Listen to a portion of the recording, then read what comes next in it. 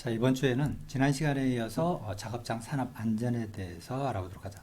지난 시간에 작업장의 안전에 있어서는 각각 일반적으로 많이 쓰고 있는 전기에너지에 관련된 전기안전, 그리고 가장 사고가 많은 건설안전, 그리고 어느 직장에나 있는 사람의 일을 대신하고 좀 더 효율적으로 하기 위해서 기계를 사용하면 생기는 기계 안전, 그다음에 뭐 어느 분야에서든 사용되는 이런 화학 물질 등을 취급하는 데 있어서는 화공 안전 등에 대해서 알아봤는데, 자, 이번 시간에는 이런 것과 더불어서 어떠한 사고가 발생할 수 있는지, 그러한 것들의 위험 요인은 무엇인지, 이런 것들을 방지하기 위해서는 그 위험 요인을 파악하고 거기에 대한 근원적인 조치라든지 방어적인 조치를 어떻게 할 수 있는지 등에 대해서 알아보았지.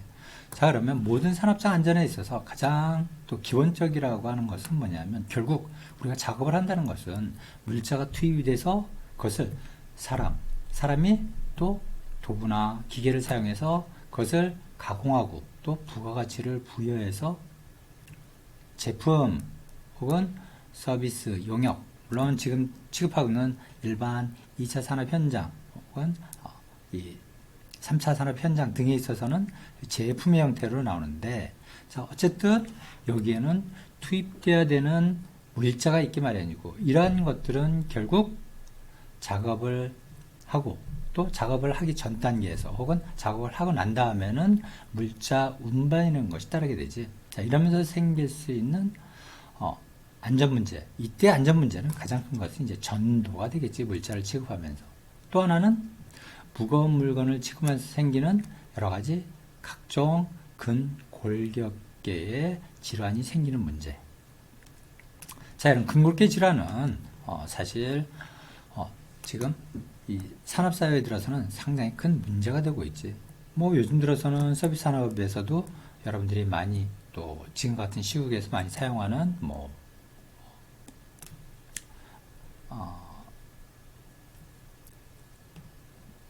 비대면 접촉에 의해서 거래를 하게 되면 이제 배달이라는 형태가 생기게 되는데, 이때 물자 취급하는 택배라든지 이것을 취급하는 과정에 있어 생기는 여러 가지 근골격계 관련 질환 문제, 또 이런 것을 취급하면서 생기는 각종 사고, 이런 것들을 생각할 수 있는데, 그래서 이번 시간에는 우선 이러한 물자 운반에서 생기는 여러 가지 문제 중에 하나, 신체상의 문제는 생기는 것과 관련된 안전에 대해서 보도록 하죠. 그래서 인력 운반 작업은 일반적으로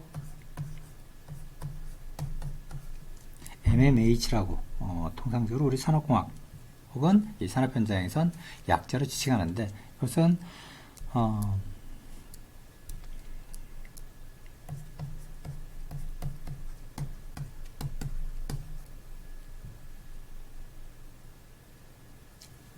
순서가 바뀌었군. 잠깐 이것을 지우려면 어떻게 하지?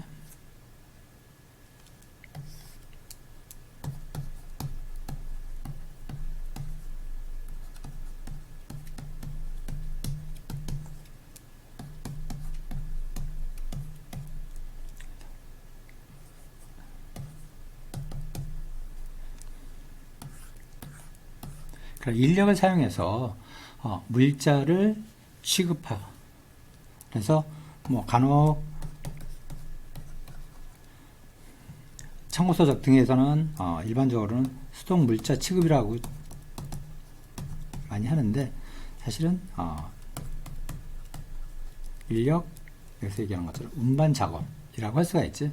인력으로 물자를 취급하는. 그래서 수동이라는 것은 우리가 기계를 사용하지 않고 한다 하는데, 사실 수동이나 자동 이런 형태로 가기 때문에 사실 수동이라는 표현은 좀 적절하지는 않지. 그래서 인력 물자 취급 혹은 그 물자를 취급하는 데서 운반을 하게 되면 운반 작업이 되지만, 사실 운반하지 않고 그냥 들어서 올렸다 내려놓기도 하는 경우, 이런 경우도 있기 때문에 통상 전체적으로는 인력 물자 취급이라고 하는 것이 맞는 것 같아.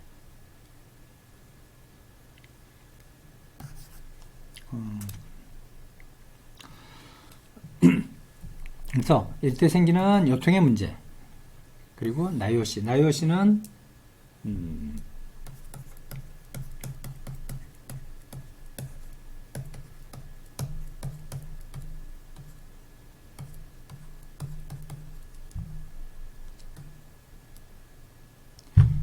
이걸 또 어떻게 지우나? 오큐페이션.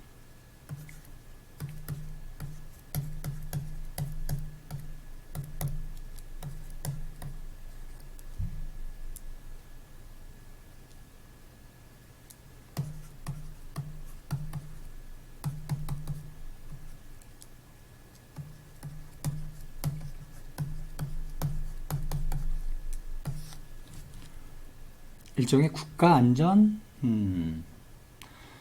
보건, 국가안전, 산업안전보건연구원 같은, 우리나라로 치면 산업안전보건공단이 이러한 역할을 해주고 있는데, 그런 곳에서 만드는 들어올리기 지침이라고 하는 것이 있는데, 이것에 대해서 알아보도록 하고, 또 왜 이것은 뭐냐면 이제 작업 설계를 할 때 이것을 이러한 지침을 기준으로 해서 설계를 해야 되기 때문에 이것에 대해서 알아보고, 또 콘즈하고 스누크 박사가 만든 인력 운반 작업을 할 때의 지침에 대해서 알아보고, 또 이러한 인력으로 물자를 취급할 때 생기는 가장 큰 문제인 요통이라는 재해를 예방하는 방법 혹은 수법에 대해서 알아보고, 그다음에 이와 더불어서 요통뿐만이 아니고 경련한 장애 혹은 VDT 장애라고 이야기하는데, 이런 것들을 통상적으로 근골격계 질환이라고 얘기를 해요. 그래서 경련한 장애는 경련완이라고 하는 데서 비롯된 것처럼 우리 어깨, 팔 쪽에 생기는 것으로서, CTD라고 하는 것은 보통 CTD라고 하지 않고 또 통상 스몰 s를 뒤에 붙이기도 하는데,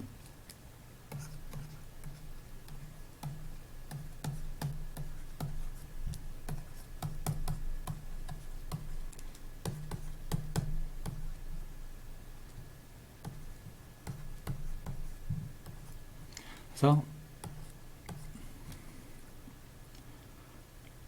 결국 우리가 물자를 취급하기 위해서는 결국 근육을 움직여서 결국은 근육의 힘에 의해 갖고 이것을 움직이게 되는, 이것을 운반하게 취급하게 되는데, 이때 우리가 힘을 쓴다고 하는 것은 결국 뼈와 뼈에 붙어 있는 근육을 통해서 이루어지게 되는데, 이때 바로 이런 연결부에 있는 결국 우리의 근육 조직 이런 것에 질환이 생기는 것을 의미하지. 그래서 이것을 통상적으로는 CTD라고 하지 않고 DCG의 경우는 스몰 s 뒤를 s를 붙여서 CTDS라고 부르고, VDT 장애라고 하는 것은 일반 1, 2, 3차 산업에 있어서는 뭐 요즘은 이런 일반적으로 많이 쓰이는 것이 이제 컴퓨터, 이 기계 등에 있어서 사무직뿐만이 아니고 일반 현장에서도 이제 뭐 컴퓨터를 이용한 이러한 기계 장비들이 많아지고 있지. 그래서 이런 것들을 취급하다 보면 생기는 이것은 일종의 VDT는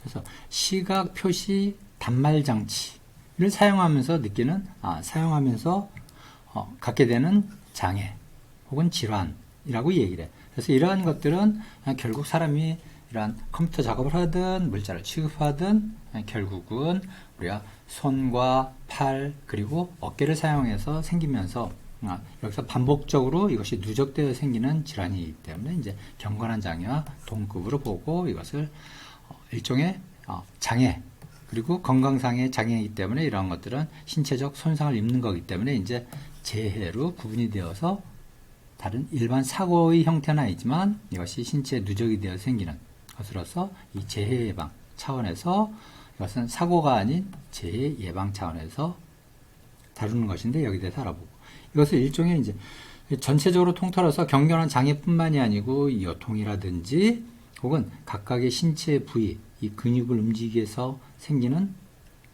각 근골격계에 생기는 질환을 이제 MSD라고 하는데, MSD도 사실은 여기에 D자는 S를 붙이게 되지. 그래서 이것은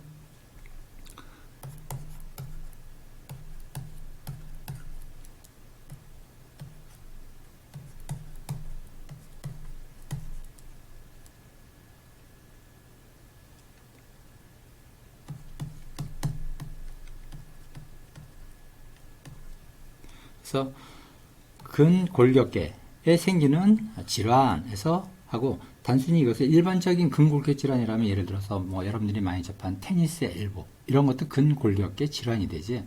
근데 우리 산업 현장에 있어서는 산업 현장에서는 결국 작업과 관련해서 발생하는 거기 때문에 직업 관련이라는 걸 붙여서 사실은 요 MSTS 앞에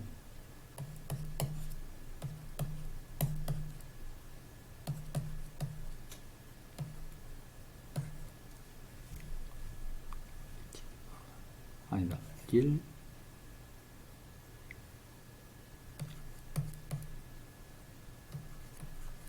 릴레이티드. 그래서 work related에서 앞에 사실은 W를 붙여서 WMSD 하고 small s를 붙여서 이렇게 표현을 하게 돼. 그래서 이런 것들을 예방하기 위한 방법에 대해서 한번 이번 시간엔 알아보도록 하자.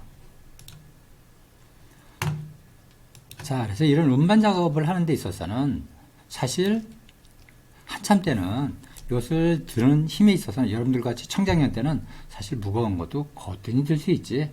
그런데 아무리 무거운 것을 들더라도 결국은 우리 신체에 미치는 영향, 이것을 우리가 생체 역학적으로 만들어가고자 하는 것. 그래서 이것은 뭐냐, 우리 신체의 움직임을 여러분들이 신체의 움직임을 근골격계에 작용되는 물리적인 역학적인 관점에서 혹은 역학적으로 이것을 계산을 해서 기준을 만든 것이라고 할 수가 있어. 이 생리적 기준은 이런 것을 들어올리거나 운반할 때 결국은 우리는 이 근육을 움직이기 위해서는 생리적으로 여러 가지 에너지와 혹은 산소 혹은 이런 것들을 소비하게 되지. 그런 것들이 기준해서 생리적으로 그러한 것에 소비되는 소비량, 이러한 것들, 예를 들면 산소 소비량이라든지 대표적인 것이 있는데, 이러한 것들을 기준으로 해서 그러한 기준을 만들 수가 있고, 또는 심리 육체적 기준. 그런데 사실 심리 육체적 기준이라고 하는 표현보다는 저는 이것은 사실 사이코피지올로지컬 인덱스를 의미하는 것인데, 이것을 뭐 경우에 따라 심리 물리적 혹은 심리 생리적 등으로 여러 가지 형태로 풀어 쓰긴 하는데, 하여튼 이것은 사이코피지올로컬 인덱스를 의미하는 것인데, 뭐 심리, 내가 배울 때는 생리적이라고 배웠는데 요즘은 그것이 뭐 신체에 느껴지는 심리와 맞물려서 생기는 것이다. 예를 들면 우리가 일을 하더라도 무거운 물건을 들거나 하는 것은 우리가 결국은 이 생리적인 것에 의해서 혹은 생체 역학적인 힘 등을 받으면 그것에 대해 느끼는 것은 사람마다 느끼는 것이 달라질 수가 있다 하는 것에서, 같은 물건을 들어올리더라도 예를 들어서 똑같은 사람이 들어올려도 혹은 다른 사람이 들어올리는 경우는 당연히 거기에 차이가 있고 다르게 느끼겠지만, 같은 사람이 들어올려도 컨디션이 좋을 때 들어올리는 것하고 컨디션이 좀 나쁠 때 들어올리는 것하고는 당연히 그것이 힘들다고 느껴지는 정도가 다르겠지. 그래서 이런 것을 심리 생리적으로 기준을 만들고자 하는 것이라고 할 수가 있어. 또 임상학적, 병리학적 기준, 그걸 들어올림으로 해서 얼만큼 손상을 입느냐 하는 것. 그래서 신체에 입는 손상, 이런 것을 토대로 하는 것이라고 할 수가 있지. 그래서 이런 인력 운반 작업을 할 때의 변수라고 하는 것, 저는 이건 사람별로 다르겠지. 여러분들과 같이 똑같은 청장년, 20대의 청장년이라도 혹은 나이가 같더라도 이것은 사람마다 다 그것이 달라지게 되겠지.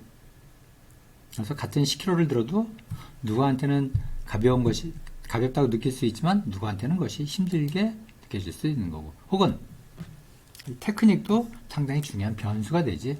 그래서 여러분들 가끔 예전에 한번 이 텔레비전에서 본 적이 있는데, 뭐 달인 하는 사람들이 옮기고 그러는 거 보면 역시 이걸 많이 하는 사람도 달라지지. 그래서 보통 달인이라고 하면 우리가 인간은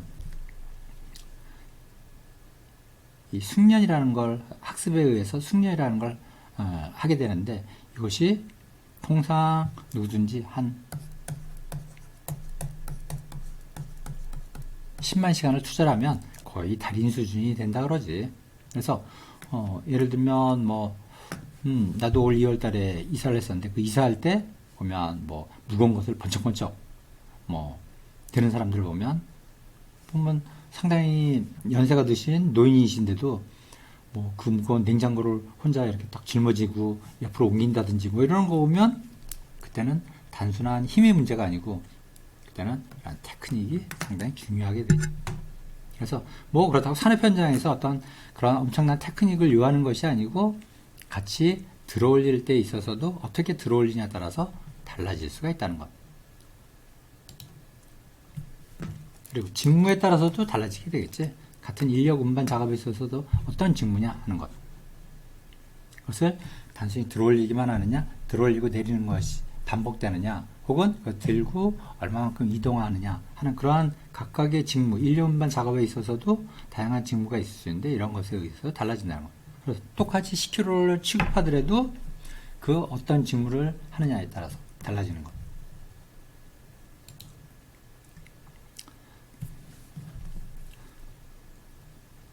또 그 관심 혹은 보통 이제 일반적으로 흥미 정도 이런 것도 이야기를 할 수가 있지. 그래서 이러한 관심이나 흥미를 갖고 하게 되면 작업자의 근력이 증가할 수 있다. 그래서 간혹 별개의 얘기지만은 여러분들 해외 토픽 같은 데도 보면 아이가 무거운 물건에 깔린다든지 차에 깔렸을 때 그 연약해 보이는 그 어머니가 그냥 번쩍 차를 들어올려 갖고 아이를 구한다든지 하는 이런 것들, 이게 일종의 관심이나 흥미 이런 것들에 의해서 생기는 것이라고 할 수가 있지. 혹은 직무와 테크닉으로 인한 스트레스도 감소시킬 수가 있다는 것. 그래서 여기서 각각의 이런 차이가 있다고 하는 것도 결국 일종의 표현하면 관심인데 직무와 테크닉으로 인한 여러 가지 스트레스가 감소하게 되는 것. 스트레스라고 하는 것은 또 여러분들이 인간공학 시간에도 배우게 되겠지만은 결국 각각의 주어지는 스트레인 이러한 것들이 결국은 인체에 작용했을 때 사람은 스트레스로 받아들이게 되는데 결국 그러한 것들은 일종의 자극의 형태가 되는데 들어올리는 데 있어서는 그것이 하중이라든지 각각 여러 가지 것들 혹은 이런 변수로서 작용되는 그러한 것들은 전부 온전히 스트레스로서 인체에 작용하게 되지 혹은 사람에게 작용하게 되는데 이러한 것들을 감소시킬 수가 있다는 것. 실제로 여러분들이 어떤 프로젝트나 보고서를 쓰기 위해서 장시간 집중하다 보면 온몸이 뻐근하고 눈이 아프고 그럴 수가 있는데 여러분들이 좋아하는 게임을 한다든지 하면 같은 시간 동안 장시간 하더라도 그렇게 힘든 줄을 모르게 되지.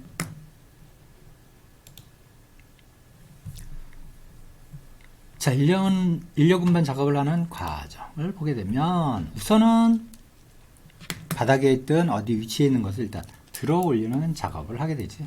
들어 올려서 앞, 뒤, 옆으로 옮기게 되지. 물론 경우에 따라서는 더 조금 떨어진 곳까지 이것을 갖고 가는 경우. 그것은 거리가 있어서 그렇지 앞이나 뒤나 옆이나 어느 쪽으로도 옮기는 것이 짧아지느냐 길어지느냐 하는 정도겠지. 그렇게 해서 갖고 가면 또 그것을 내려놓는 작업이 필요하게 되지.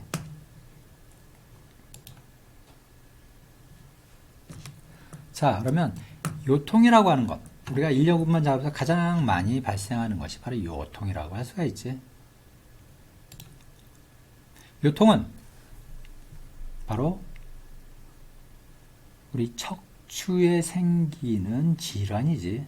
그래서 그 중에서도 우리 척추 중에서도 가장 밑에 차지하고 있는 요추. 그래서 이 5개의 요추. 그래서 이걸 표시할 때 L1서부터 L5까지 표시하는데 이곳에 척추 추간막에 발생을 해서 결국 발생을 하게 되는데 이것 발생 원인은 일단 불량한 작업 자세. 여러분들이 장시간 안 좋은 자세로 의자에 앉아 있다든지 하게 되는 경우도 그 작업이 공부를 하든 무엇을 하든 그것도 일종의 작업이라고 봤을 때 그 자세가 불량하기 때문에 생기는 것이지. 그래서 어떻게 앉느냐에 따라서도 요통 발생을 좀 더 줄일 수가 있다는 것.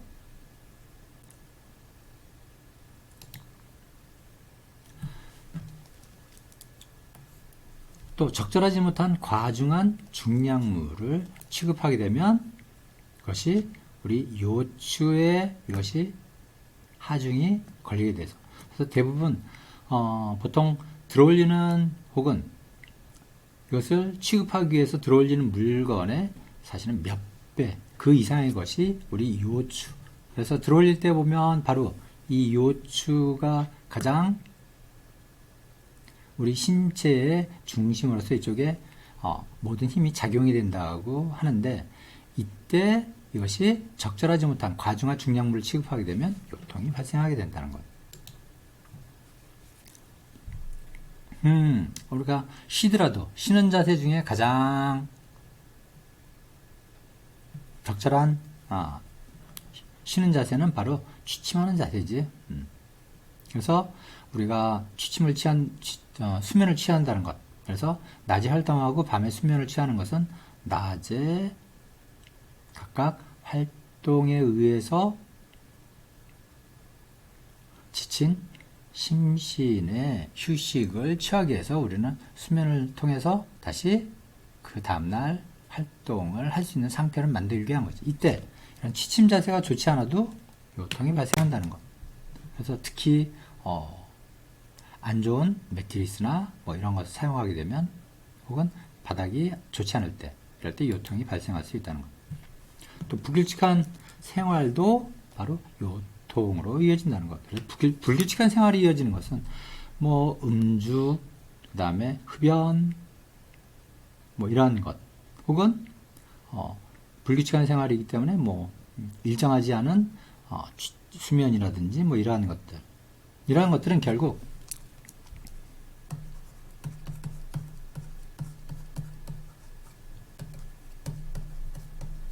혈류의 흐름을 좋지 않게 해서, 결국 우리가 활동하는 것은 아까도 잠깐 얘기했지만 근육을 움직이는 거고, 근육을 움직이기 위해서는 에너지가 필요한데 이 에너지를 합성하고 바로 분해할 때 에너지가 발생하게 되는데, 그때의 역할이 바로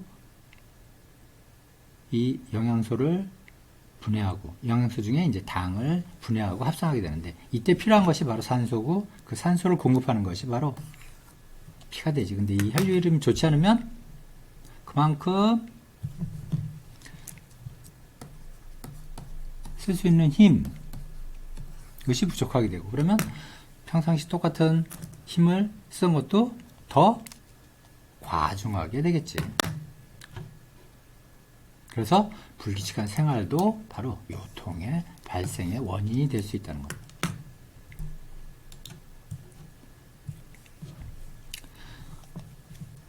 이것은 일본의 우리나라 고용노동부에 나오는 노동성의 제의학에서 연구한 결과로 나온 것인데, 그래서 표준적인 작업을 할 때 기준은 일시작업과 계속작업. 일시작업이라는 것은 산발적으로 이루어지는 것이고, 계속작업은 이러한 물자를 계속적으로 취급하면서 직무가 수행되는 것을 의미하는 것이지. 그래서 성별에 따라서, 그리고 나이가 18세 이하, 19에서 35세, 가장 이때가 왕성한 시기라고 할 수가 있죠. 36에서 50세, 그 다음에 51세. 왕성한 시기라고 하는 것은 신체적으로,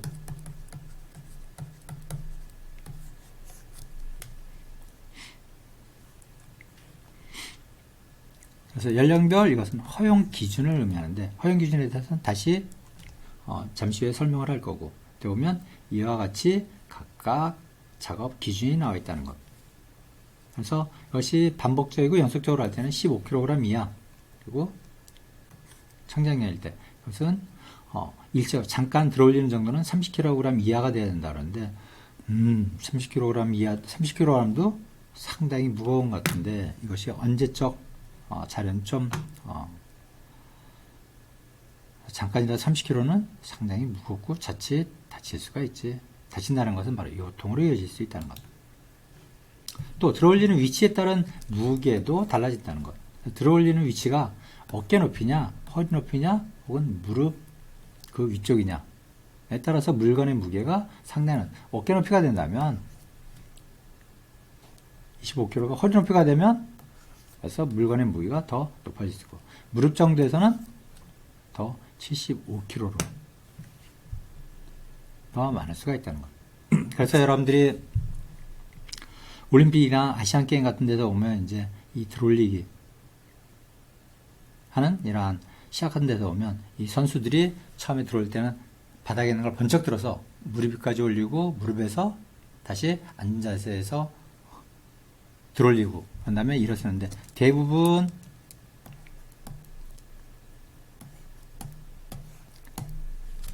들어올리는 물론 이거 화살표가 이렇게 되어 있지만 위로 갈수록 좀 높이 들어올릴수록 역시 힘들어져서 많이 떨어뜨리게 되지. 자, 그럼 이러한 요통을 예방하기 위해서 주의해야 될 안전사항을 보게 되면 우선 정해진 작업 표준에 의한 작업 방법을 익히는 거죠.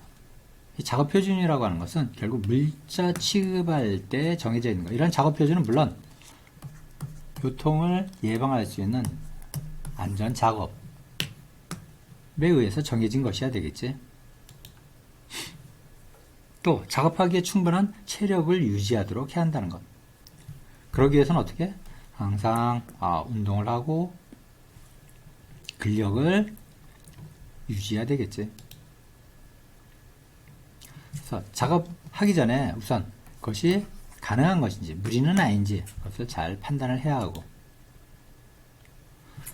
취급하고자 하는 화물이 어떤 것인지 제대로 확인하고 또 경고한지 이게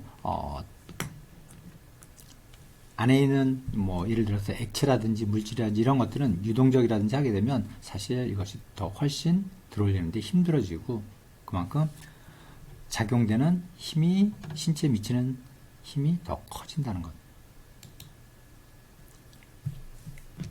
정해진 작업복 그리고 작업화를 반드시 사용한다는 것. 왜? 우리가 들어올릴 때 바닥이 견고한 곳에서 들어올리는 것하고 바닥이 미끄럽거나 뭐 좋지 않은 상황에서 전혀 다르겠지. 마찬가지. 들어올 때도 이런 정해진 작업복 이런 것들을 착용해야 하는 것.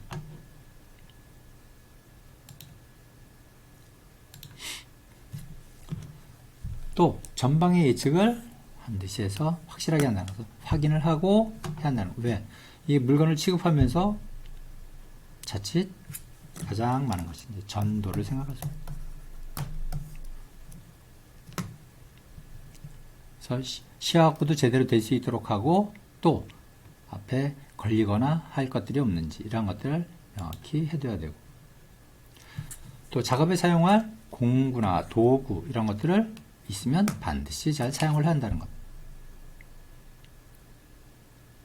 그래서 들어올린다든지 혹은 그것에 작업을 할 때 필요한 것들 이런 것들을 정확하게 사용하지 않으면 이것이 결국은 아까 작업 표준을 준수해야 되는 것과 같은 이것은 맥락이라고 할 수가 있어.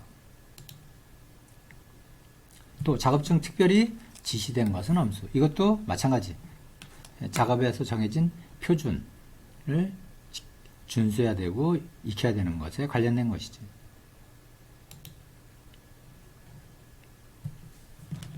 그래서 보통 통상적으로 보면 물론 파손되지 않는 예를 들면 쌀자루 같은 거 이런 것들은 보통 내려놓을 때 무거우니까 제대로 내려놓기보다는 그냥 던지듯이 내려놓는 경우가 많게 되지. 그러면 이것이 흐트러지게 되면 어떻게 돼? 이것이 쌓여있는 것들이 불안정해지지. 그러면 이런 것들은 바로 단순한 신체에 생기는 질환을 넘어서 바로 사고로 이어진다고 할 수가 있어.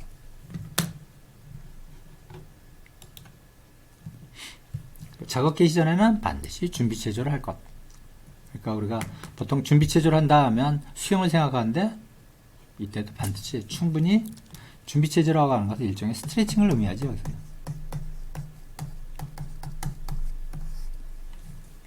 그래서 통상적으로 많이 발생하는 건초염이나 이러한 것들은 갑자기 결국 우리가 근육을 이런 하중이 있는 것을 사용할 때는 힘을 쓰게 되고 힘을 쓴다는 것은 결국 근육을 움직여서 하게 되는데 근육이라는 것은 각각 우리 관절과 관절을 사이에 두고 이것이 결국 이것이 폈다 구부렸다 하는 과정 속에서 힘이 발생하게 되지. 그래서 이때 근육은 어떻게 돼? 한쪽이 수축하면 한쪽을 이완하고 한쪽이 또 이완되면 한쪽은 수축하고 하는 형태로 해가면서 우리가 힘을 쓰게 되는데 이때 수축이 될 때는 괜찮아. 보통 이것을 우리 신체의 기량작용이라고 하는데 모든 우리 신체의 생리적 현상은 기량작용을 하는데 근육도 마찬가지. 기량작용은 뭐냐면 여러분들이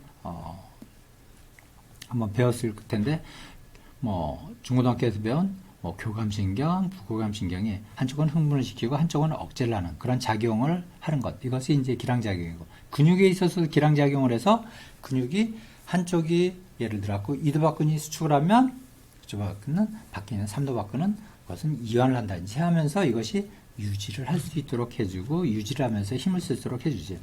그때 바로 수축을 할 때는 괜찮대. 이완을 할 때는 이것이 제대로 스트레칭이 안 돼 있으면 갑자기 이완이 되면서 결국은 인대라든지 이런 것이 손상이 되는 혹은 근육이 파열이 된다든지 하기 때문에 반드시 준비체조 스트레칭을 해야 한다는 것.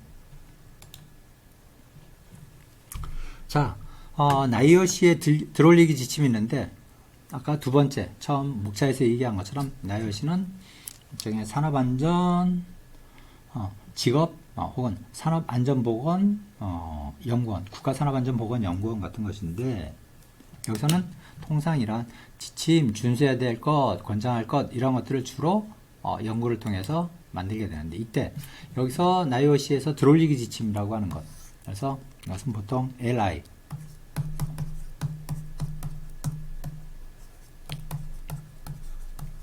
리프팅 인덱스라서 약자로 LI라고 표시됩니다.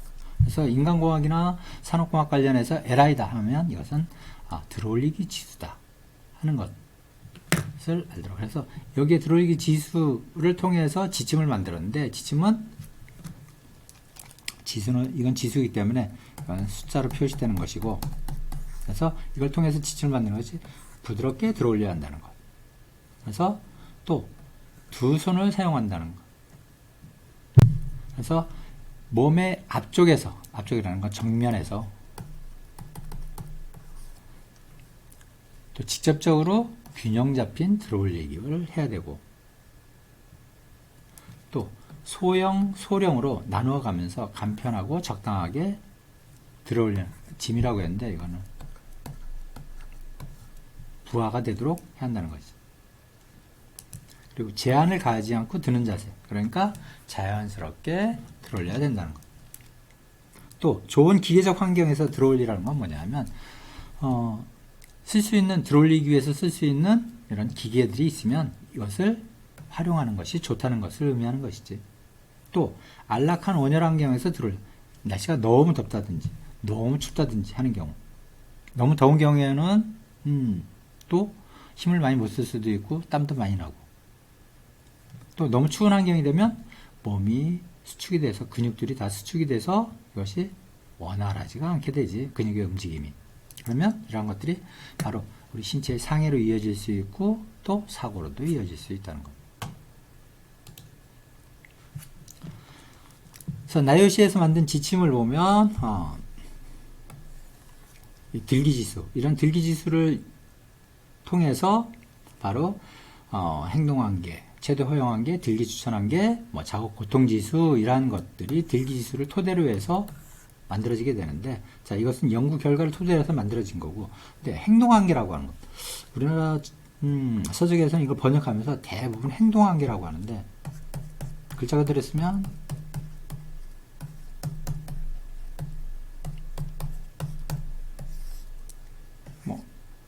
요 약자니까 액션 리밋이니까 행동한계라고 하는 것도 틀리진 않는데 일반적으로는 이 액션을 취한다는 것은 뭐냐면 이 한계가 되면 이 한계를 넘어서면 무언가 조치를 취한다는 것. 어떠한 조치? 직무의 재설계 혹은 작업의 재설계를 해야 되는 조치를 취하라는 것. 그래서 그런 조치, 액션을 취하라는 것의 액션 리밋인데 이러한 재설계를 해야 되는 리밋인데 이것을 행동한계라고 하는데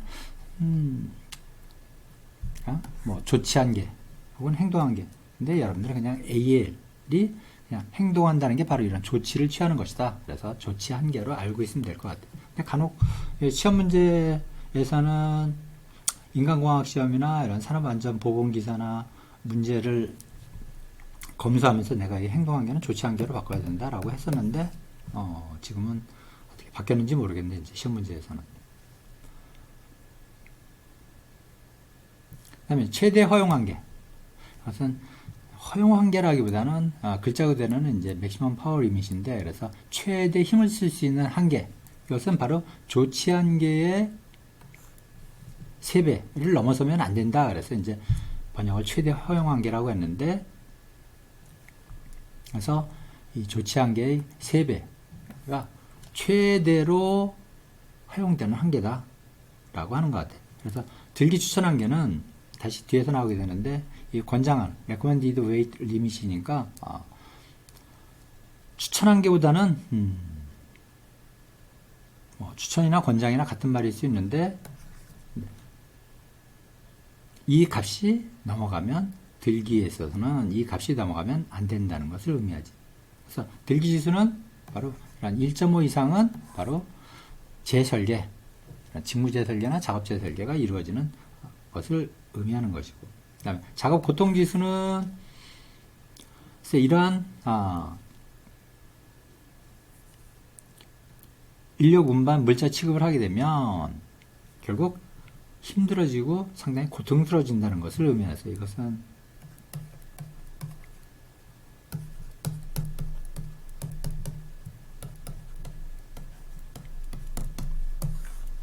이걸 구해서 1.5 이상이 되면 위험한 작업이기 때문에 어떻게 해야 돼? 바로 직무 재설계나 바로 작업 재설계가 이루어져서 좀 더 힘들지 않게 일을 할 수 있도록 해야 한다는 것이죠.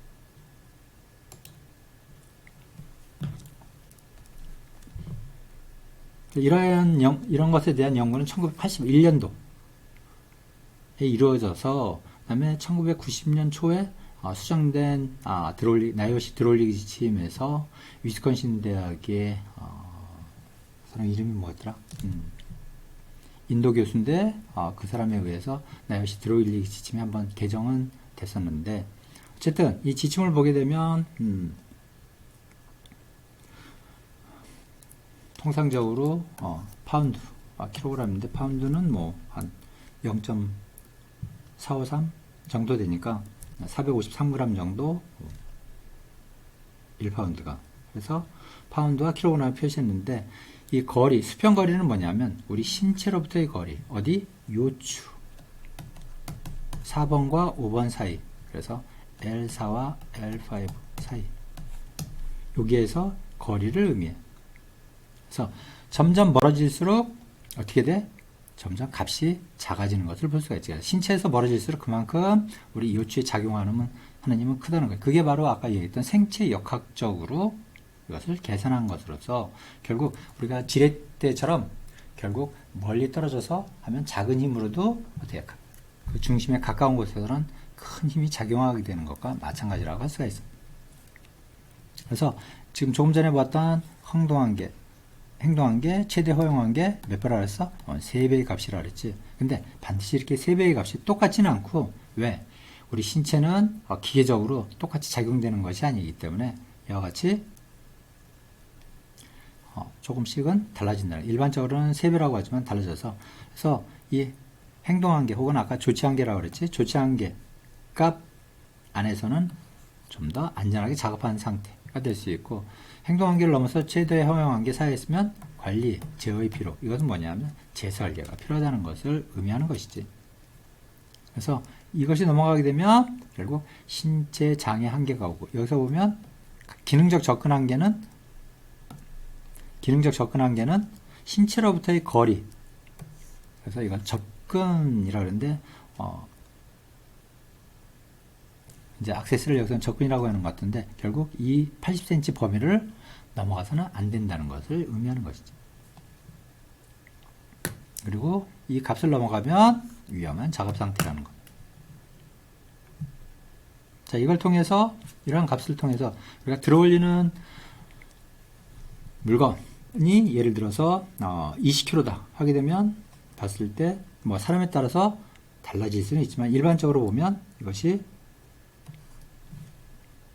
한 25cm 우리 요추 부위에서부터 25cm 앞으로 25cm 또 옆으로 틀어지면 또 다른 얘기가 되는데 비틀림이 생기게 되면 일단 앞으로 정면으로 했을 때 25cm만 되어도 이것이 값을 넘어가게 되면 이것은 뭔가 조치를 취해야 되는 상황이다 하는 것.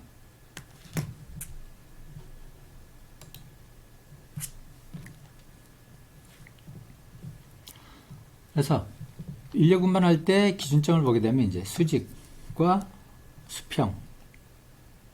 그래서 이 프로젝션 점은 바로 물건을 들고 있는 곳에.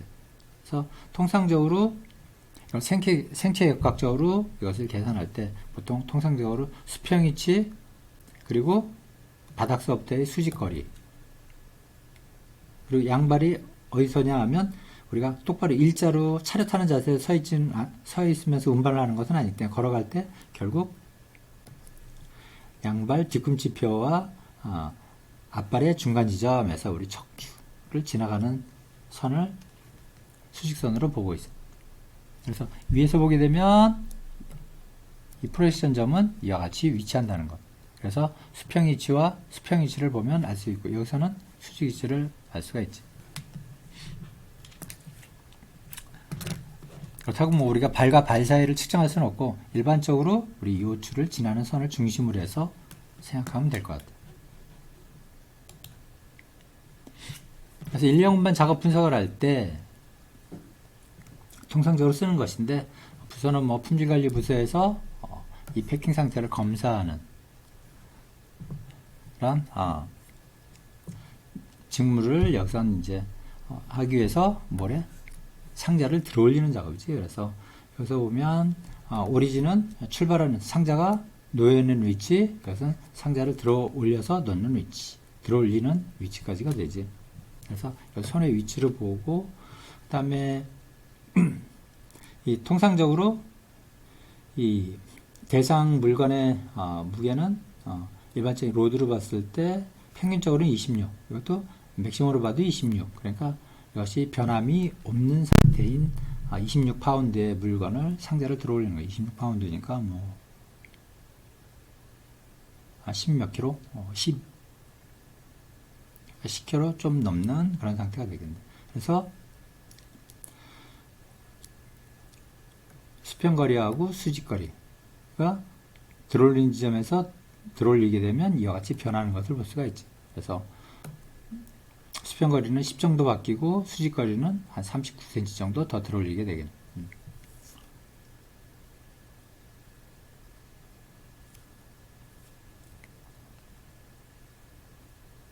그래서 각각 구하는 식이 있는데 그래서 이것은 권장 한계값 들어올리는 하중의 권장 한계값을 이제 구하기 위해서는 이와 같이 이 수직거리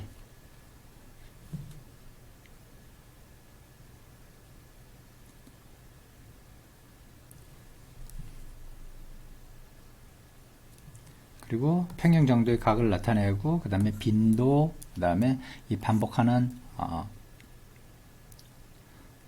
시간을 나타내고 그동안의 시간 어느 정도의 시간이 걸리냐 하는 것 그 다음에 손잡이가 있느냐 없느냐 하는 그런 정도를 갖고 결국 이 값들을 이렇게 산출을 하면 이 식에 집어넣어서 구하게 되고 그래서 그것이 출발할 때 들어올리기 할 때와 들어올려서 끝나는 지점을 할 때 각각 권장 한계값은 들어올릴 때는 34.9파운드 들어올린 위치에서는 15.2파운드가 돼야 된다는 것을 보여주고 있어. 그래서 이것에 대해서 들어올리기 지수 이것을 구해보면 들어올리기 지수는 권장 한계값으로 결국 들어오자는 대상물의 무게를 나눈 것인데 여기 0.8, 1.7 그래서 어떻게 됐어? 1보다 크게 되면 결국 여기서 수정을 결국 들어올리면서 위치가 달라지면서 권장 한계값이 상당히 적어졌기 때문에 들어올릴 때는 0.8이었던 것이 1.7로 드러났지. 그래서 이것은 수정을 하고 혹은 조치를 취해서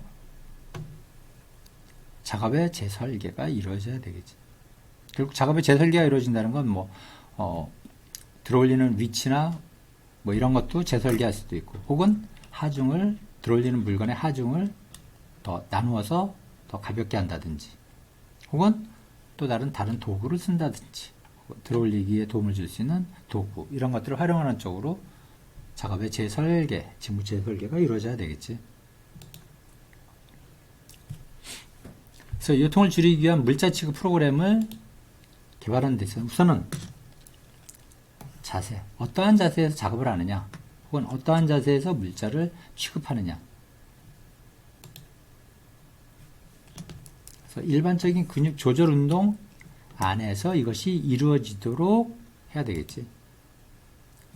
또 작업자의 인식을 바꿔서 결국 적절하게 이것을 들어 올릴 수 있는 물건을 취급하거나, 아까도 나왔지만 거기에 도움이 될 수 있는 것을, 도구나 이러한 것들을 사용할 수 있도록 하는 것이지. 근데 통상적으로 보면 좀 더 빨리 하기 위해서 어떻게 두 번에 나를 걸 한 번에 나르려고 한다든지 뭐 하는 그러한 것들도 결국은 이러한 요통 혹은 물자 취급에서 생기는 여러 가지 근골격계 질환, 이런 것을 유발시킬 수가 있는 것이죠.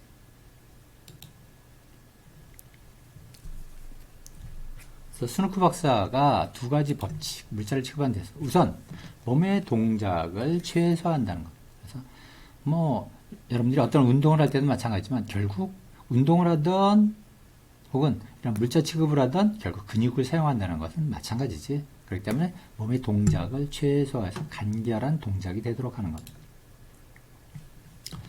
두 번째는 들어올려야 하는 물체의 무게나 힘을 줄이는 것이지. 그러니까 나누어서 들게 되는 것. 그러니까 한 번에 나눌 것을 두 번이나 세 번으로 나눌 수 있으면 나누어서 해야 한다는 것. 혹은 혼자 들기보다는 같이 들어야 되고, 혹은 바퀴가 달린 것을 이용하거나, 혹은 들어올리기에 도움이 될 수 있는 리프팅 기계, 뭐 이런 것들을 사용해야 되겠지.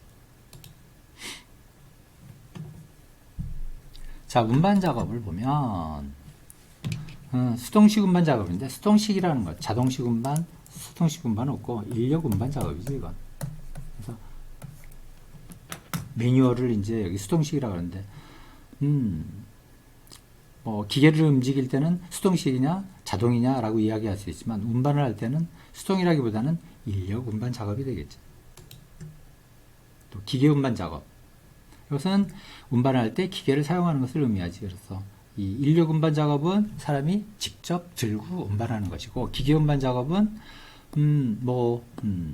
흔히 볼 수 있는 뭐 포크리프트 같은 걸 사용해서 한 번에 대량으로 나른다든지, 혹은 컨베이어 벨트 같은 걸 사용한다든지, 뭐 등등 운반차를 사용한다든지.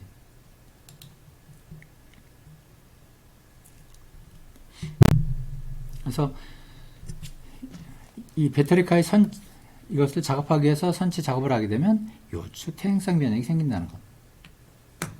바닥에 있는 걸 들어서 올리고 하는 이러한 것들을 서서 하게 되면 결국은 허리를 자꾸 빈번하게 구부리고 하면서 이걸 들어올려야 되기 때문에 요추 퇴행성 변형이 생길 수 있고, 뭐 디전자 같은 데서 요통 문제가 생겼는데, 이런 것들은 결국 일반적으로 우리가 허리 디스크라고 하는 것이지. 이것은 허리 디스크라고 얘기하는 것이 바로 이 척추 추간판 탈출증이라고 얘기를 해요. 그래서 탈출 정도는 아닌데 이것이 막을 삐집고 나오면서 결국 그쪽을 지난 신경을 건드려서 통증을 느끼는 것.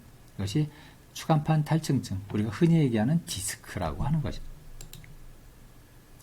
그래서 앵금석 같은 경우에도 이제 집단 요통 이런 것이 발생에 대해서 문제가 되는데, 이것은 요추에 염자가 생기는 것. 그러니까 척추는 보면 위에 경추, 그 다음에 흉추, 밑에 요추, 그 다음에 뭐 꼬리뼈라고 하는 이제 밑추가 있는데, 이 요추 쪽에 염자가 생기는 것. 그러니까 요추에 염자가 생긴 거니까 엄청난 고통이 생기겠지. 그래서 이런 특히 금속이기 때문에 다루는 물자들이 상당히 하중이 많은, 그래서 많은 힘을 필요로 하기 때문에 이런 염자가 생길 수가 있는 경우라고 할 수가 있죠. 그래서 요통은 자기가 진단해 볼 수가 있는데, 뭐 우선은 엑스레이 찍어보면 척추의 곡선이 완만한 S가 되는데, 이것이 옆으로나 혹은 잘못된 형태로 곡선이 생긴다든지 하는.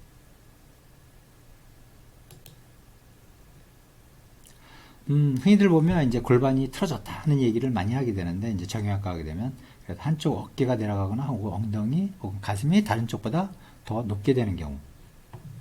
그래서 우리는 일상생활 속에서 이런 안 좋은 자세로 인해서 이렇게 되는 경우가 많다고 그래. 항상 이런 것을 스스로 체크해 볼 필요가 있겠지. 그리고 한쪽 어깨가 다른 쪽보다 빠져나오지 않았는지, 이런 걸 통해서도 요통이 있는지 없는지 알 수가 있다는 것. 그래서 요통을 예방하기 위한 체조 혹은 주의사항이 있는데, 우선 동작은 크고 천천히, 빨리빨리 해서 뭐 이것은 효율성을 높이기 위한 운동이 아니기 때문에 결국 아까도 얘기한 것처럼 결국 스트레칭을 해야 되는 것이지.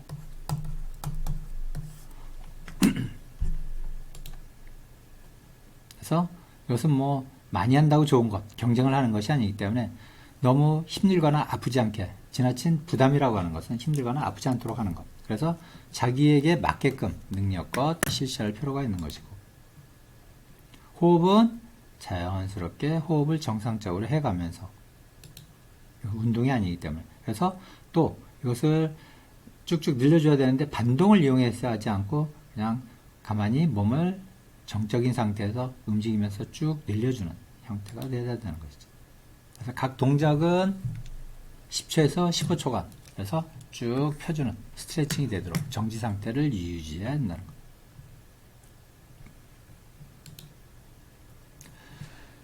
자, 이렇게 해서 이제 근골격계 질환에 대해서 알아봤는데, 이러한 것들은 특히 산업 현장에서는 이제 사람이 인력으로 물자를 취급하면서 생기는 것들이기 때문에 여기에 대해서 생길 수 있는 요통, 그리고 근골격계 질환에 대해서 알아봤고, 또 이러한 것들을 작업을 설계하기 위한 여러 가지 들기지수 혹은 조치 한계라든지 권장 한계 혹은 최대 허용 한계 등에서 알아봤는데, 이러한 것들은 바로 작업을 평가하고 설계하기 위해서 쓸 수 있는 것들이기 때문에 여러분들이 잘 알아둬야 될 것 같아요.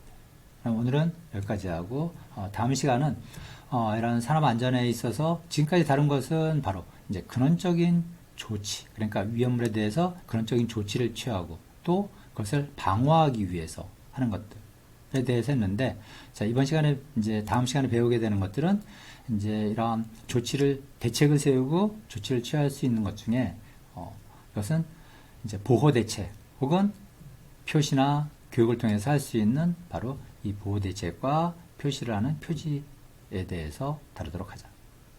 자, 오늘은 여기까지 하고, 자, 여러분들 수고했어.